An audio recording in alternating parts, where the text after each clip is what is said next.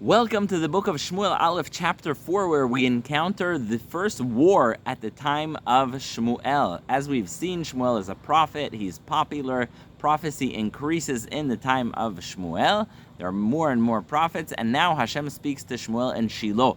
Hashem says to Shmuel, go to war with the Pelishtim.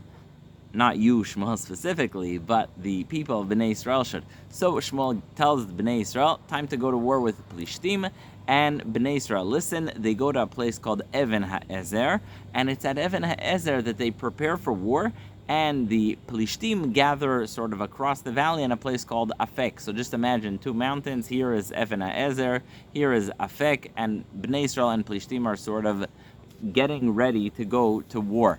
The war begins, and it does not have the desired outcome for Bnei Israel. 4,000 of Bnei Israel get killed by the Pelishtim, and at night, when Bnei Israel count their losses, the Ziknei Israel, the elders, are like, wait, why did this happen? What can we do so it doesn't happen again? And so they send messengers to bring their secret weapon. What's the secret weapon of Bnei Israel? It is the Aron, the Ark of Bnei Israel, the ark that has the 10 commandments that Moshe brought, and that is sitting in Shiloh. Who will chauffeur around the ark? Who brings the ark? It is the two sons of Eli, Hofni, Upinchas, which, as you may remember from the last chapter, are not the nicest people at all. They do many sins, and they're not the best ambassadors to do this. So they bring the Aron, they bring the ark. As Hofni and Pinchas bring the ark with the 10 commandments in it, Bnei Israel get so excited they all start cheering, and they're like, yay, we're going to win this war. Hashem is with us. The ark is here. Meantime, Pelishtim hear this, and they realize that's what's going on. The Pelishtim say, oh my goodness, what are we going to do? The ark that we're so afraid of has been brought to the camp of Bnei Israel, but it doesn't have the impact you would like. The impact you want in such a situation is for the enemy, the Pelishtim, to say, oh, we can never win them, and give up. What happens is the opposite. Pelishtim hear that Bnei Israel have the secret weapon, the ark, and they get even more motivated. They say, listen, if we don't go and fight really, really hard, then we are going to be toast. We're going to be destroyed by Bnei Israel. And so, Pelishtim go, and they get extra motivated to fight against Bnei Israel, and that motivation actually works. Pelishtim go, and they fight ferociously against Bnei Israel. They say, we cannot let their God win us and destroy us. They fight very hard. They destroy Bnei Israel so badly that 30,000 soldiers of Bnei Israel are killed, and including the two sons of Eli, Hofni, Pinchas, and the ark of Hashem is taken by the Pelishtim captive. Remember the prophecy where Hashem told Eli that because he didn't rebuke his children, therefore he is in such, they're going to die in one day. And then again, Shmuel is woken up at night to hear this message from Hashem that Eli's sons are going to die, and they're not going to be Kohanim from his family anymore that are going to lead the Mishkan service. Well, that just happened. Because Bnei Israel lost that war, the ark was taken captive, and the two sons of Eli, Hofni and Pinchas, have been taken captive, and also the ark has been taken by the Pelishtim. And so one person comes, and he's called Ish Binyamin, a man from Binyamin, and he comes and he looks disheveled. What do I mean by disheveled? He has dirt on his head, his clothing is torn, he looks like someone who just walked off a deadly battlefield, which he has, and he comes to Shiloh, running into the city. As he runs in, there's a commotion around, and people are like, tell us what's going on. Remember, in those days, there's no phones, no news, no newspapers, so people rely on people to share with them the information in person. And so everyone is screaming, everyone starts hearing the news about the ark being taken, and Eli, who is the Kohen Gadol, is sitting outside the Mishkan on his chair, and suddenly he hears a commotion. The whole city is in an uproar because everyone wants to hear what just happened. They want to hear from the man who came from battle. Obviously, he doesn't look great, so the news is not going to be great.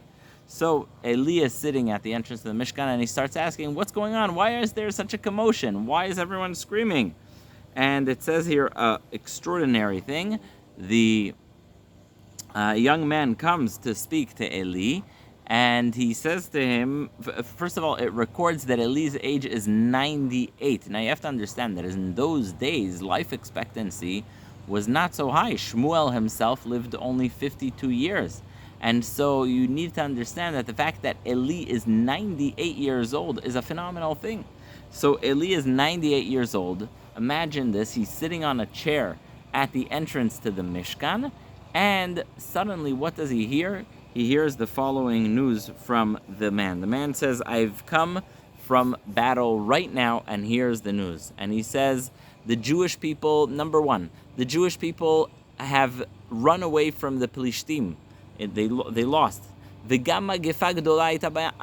also a big death toll among the people. Many people died. V'gam shnei banecha metu, Chofni uPinchas, your two sons, Chofni and Pinchas, have just died. The Aron HaElokim nilkacha, and the Ark of the Covenant has been taken. Now you need to understand that Eli's whole job in life, I don't know if 98 years, but he didn't start when he was born, but the majority of his life, his job is to guard the Aron. That is his life definition. And so it says that when he hears that the Aron was taken, when he hears that the Ark was taken, Eli falls back on his head, he breaks his neck, and he dies. Eli is so startled by the horrific news that the Aron, the Ark, has been taken by the Plishtim, he falls back, he breaks his neck, and he dies. And it says that his term was 40 years. For 40 years he judged Bnei Israel, so if now he's 98, that means he started at 58. He started judging Bnei Israel at 58. And if all that was not enough of a tragedy, if all that was not enough bad news, here's what happens now to the daughter-in-law of Eli. Ukalato eshet Pinchas, the wife of Pinchas, the daughter-in-law of Eli, hara laledet. She's about to give birth. Vatishma, she hears that, number one, her husband died, the ark was taken, her father-in-law just died, and because she is so distressed, she goes into premature labor. She goes into labor right away, and she's having a baby, and as she's having a baby, she's also dying because she heard such horrible news. And people tell her, don't worry, you're having a baby, but that doesn't help, and she dies. It actually, there's a lot about this that reminds you about the birth of Binyamin. We'll see why. Vatikra lanar ikavod. She calls her child, pretty horrible name, she calls him ikavod, a lack of honor. Why?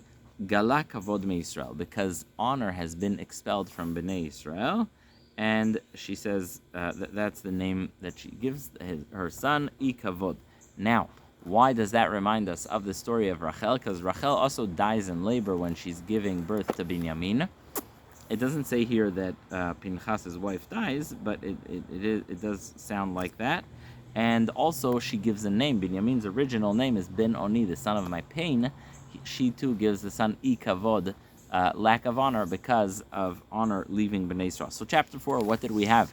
We have Shmuel hearing that it's time to go to war with Plishtim.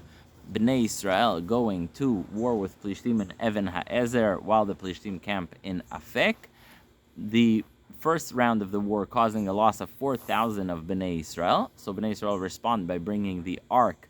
Chofni uPinchas bring the ark of Hashem. Bnei Israel see the ark, everybody cheers. The Plishtim hear the cheering, they're like, oh my gosh, they have the ark, we have to fight really ferociously. They fight ferociously and they defeat Bnei Israel. 30,000 Bnei Israel people are killed. The ark is taken by the Plishtim. Chofni uPinchas die.